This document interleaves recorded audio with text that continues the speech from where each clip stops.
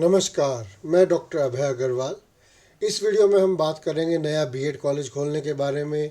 ITP course, MEd course, बहुत सालों से आप और हम इंतज़ार कर रहे थे बीएड कॉलेज के लिए फ़ाइल ओपनिंग के लिए।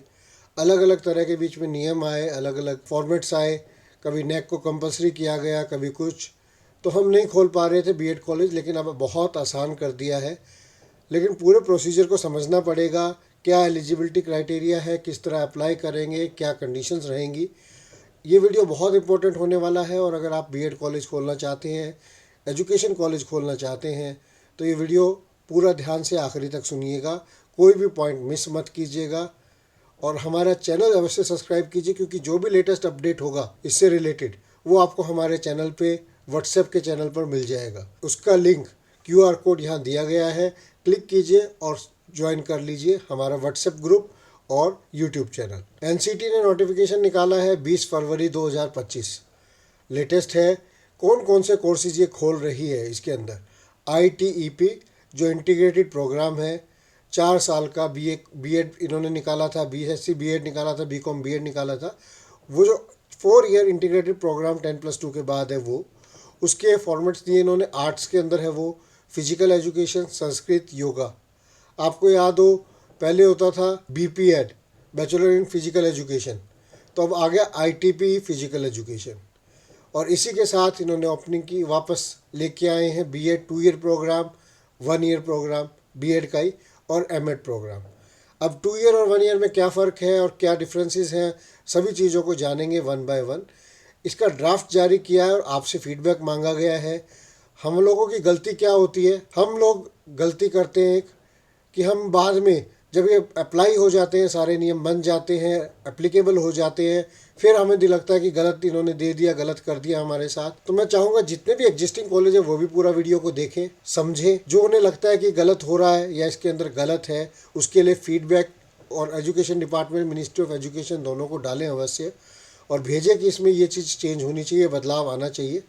और उसी के अकॉर्डिंग इन्होंने दिए लास्ट डेट 8 मार्च तक, आप इसके ऊपर रिप्लाई दे सकते हैं।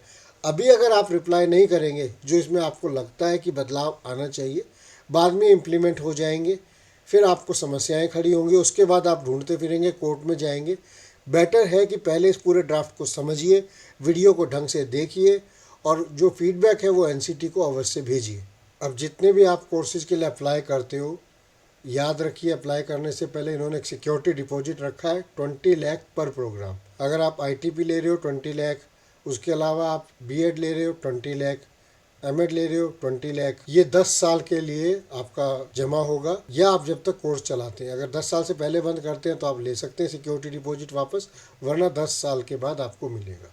अब सबसे पहले बात करेंगे आईटीईपी प्रोग्राम की। क्या है रिक्वायरमेंट? अगर आप ITEP, integrated course 4 year training program के लिए आप अप्लाई करना चाहते हैं, तो मिनिमम लैंड रिक्वायर्ड है वो है 3000 स्क्वायर मीटर, यानी लगभग 0.75 एकड़ चाहिए 50 स्टूडेंट्स के लिए, 50 स्टूडेंट्स के लिए, पहले 50 के लिए लैंड रिक्वायरमेंट। अगर आप एक कोर्स है इसमें फिजिकल एजुकेशन, जो मैंने आपको बताया बीपीएड या एमपीएड होता था, उसकी जगह अब इसके लिए आपको बड़े प्लेग्राउंड की जरूरत है, बच्चों को स्पोर्ट्स की ट्रेनिंग देने के लिए। तो इसके लिए जो लैंड की रिक्वायरमेंट है वो लगभग 4 एकड़ है। 16,000 स्क्वायर मीटर लगभग बैठता है 4 एकड़ 50 स्टूडेंट्स के लिए। बात करें बिल्डअप एरिया की, बिल्डिंग है वो आपको कितनी चाहिए? बिल्डिंग ये है लगभग 2000 स्क्वायर मीटर, लगभग ये आता है 21,528 स्क्वायर फुट, जो आपको रिक्वायर्ड है। बढ़ जाएगा ये एरिया जब जब आप 50 स्टूडेंट्स एक्स्ट्रा के लिए आप अप्लाई करेंगे। लैंड रिक्वायरमेंट सेम रहेगी, लेकिन जितने आप यूनिट्स अप्लाई करेंगे, 50 स्टूडेंट्स का एक यूनिट है, आप अप्लाई करेंगे लगभग 2200 स्क्वायर फुट के करीब बढ़ जाएगा हर बार 50 स्टूडेंट बढ़ करते टाइम।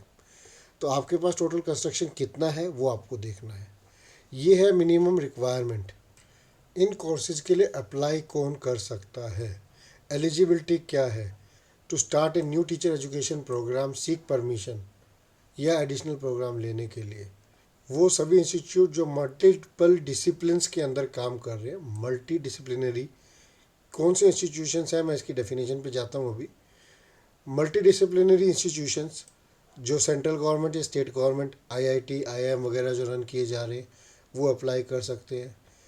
वो इंस्टीट्यूशन जो जो गवर्नमेंट है, जिनका फाइनेंस सेंट्रल गवर्नमेंट या स्टेट गवर्नमेंट के द्वारा किया जाता है। ऑल यूनिवर्सिटीज़ या self finance multiple disciplinary institutions. अब कौन से आते हैं, इसकी डेफिनेशन कहाँ से मिलेगी हमें?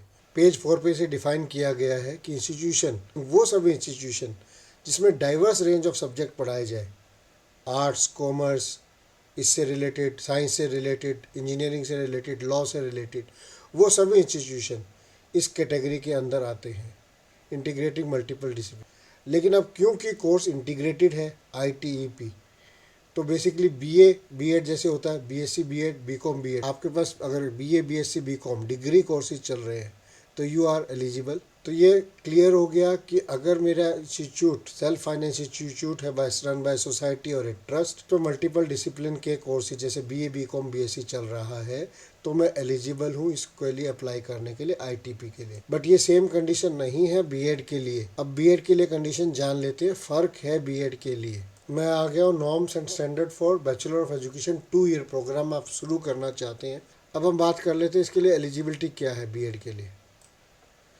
देखिए, बीएड कोर्स अगर आप अप्लाई करना चाहते हैं तो इसमें लिखा है, एक तो मल्टीपल डिसिप्लिनरी होना चाहिए इंस्टीट्यूशन को, लेकिन वो इंस्टीट्यूट जो ऑलरेडी ITP कोर्स चला रहे हैं, BA BEd integrated, BSc BCom integrated institution चला रहे हैं। जो पुराने इंस्टीट्यूशंस हैं, जो stand alone teacher education institution है, बीएड 2 ईयर प्रोग्राम चला रहे हैं, वो कंटिन्यू कर पाएंगे अपना 2 ईयर प्रोग्राम, प्रोवाइडेड कंडीशन उनको दी गई है कि वो अपने आप को कन्वर्ट करें, उनके अंदर BA BSc BCom जैसे कोर्सेज वो ले आए, ठीक है, 2028 तक, जैसा कि UGC की गाइडलाइंस में दिया गया है।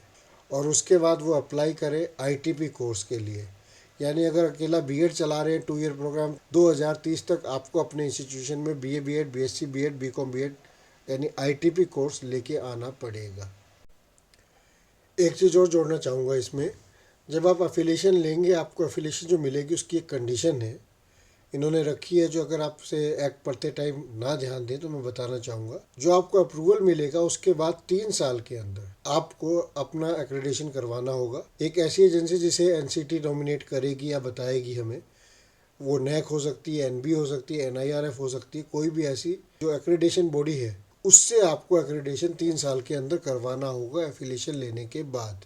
एक्रेडिटेशन आपके इंस्टीट्यूशन की क्वालिटी बताता है। जैसे NAC पहले A ग्रेड B ग्रेड देता था, अब नया आ गया, वो सिर्फ या तो एक्रेडिटेड होगा या नॉन एक्रेडिटेड होगा। NAC ने नए प्रोविजंस कर दिए, काफ़ी नए बदलाव हैं। अगर आप अपने इंस्टीट्यूशन का NAC करवाना चाहते हैं तो उसमें भी हम काम करते हैं, उसके लिए भी संपर्क कर सकते हैं। और बाद में 3 साल के अंदर आपको NAC करवाना होगा, ये एक कंडीशन है, प्री डिफाइंड कंडीशन। सभी कोर्सेज में लगभग कुछ कंडीशन सेम है। जो आपको बिल्डिंग है, रूम्स हैं, क्लासरूम्स हैं, वो 500 स्क्वायर फुट के चाहिए, ये अवेलेबल हो जाते हैं इजीली।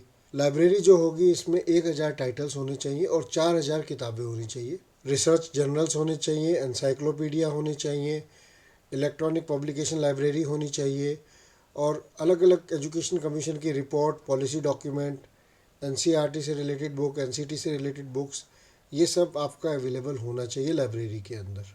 अब लेबोरेटरी कौन कौन सी बनेगी? देखिए, साइकोलॉजी, फिजिक्स, केमिस्ट्री, मैथमेटिक्स जो टीचिंग सब्जेक्ट है, जोलॉजी, बॉटनी, जियोग्राफी, ये सब की लेबोरेटरीज हमें चाहिएंगी। इसके अलावा आपका एक्टिविटी कम रिसोर्स सेंटर होता है, जिसमें बच्चे सीखते हैं आर्ट एंड क्राफ्ट के थ्रू बच्चों को पढ़ाना, टीचिंग करना। एजुकेशनल टॉयज़ जो आ रहे हैं उसके थ्रू बच्चे को पढ़ाना कैसे है।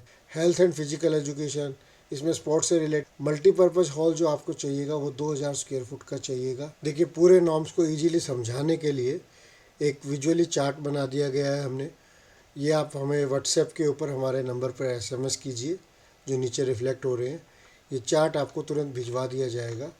सभी इंस्टीट्यूशन में क्या है, कौन सी लेबोरेटरीज बनेंगी, उसमें क्या रिक्वायरमेंट है लैंड की, कंस्ट्रक्टेड एरिया की, क्या कौन एलिजिबल है अप्लाई करने के लिए। अगर आपको एक चार्ट की रिक्वायरमेंट, तो आप हमें मैसेज कर सकते हैं हमारे नीचे दिए गए नंबरों पर, आपको एक चार्ट फॉरवर्ड कर दिया जाएगा।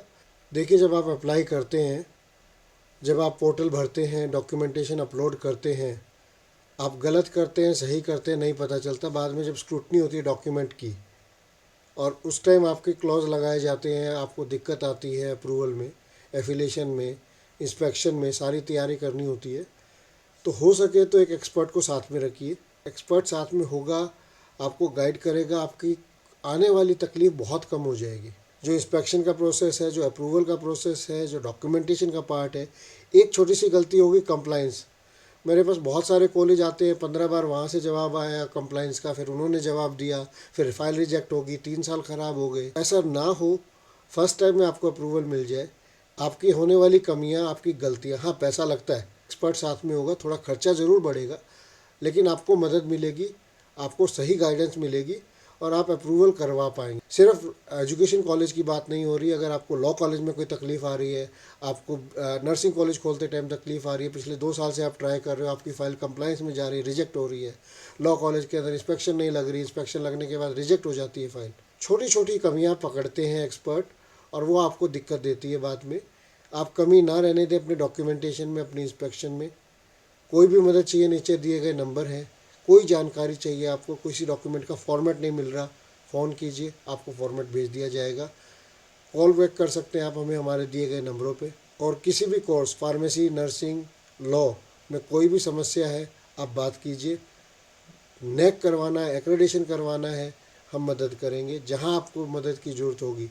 एजुकेशन कॉलेज बीएड के लिए अप्लाई करना है, आईटीपी के लिए अप्लाई करना है, आपके वहाँ एनओसी नहीं जारी हो रही, कोई और समस्या है, जो भी लीगल कानूनी मदद हो पाएगी हम आपकी करने के लिए तैयार हैं। इसी के साथ धन्यवाद समय देने के लिए।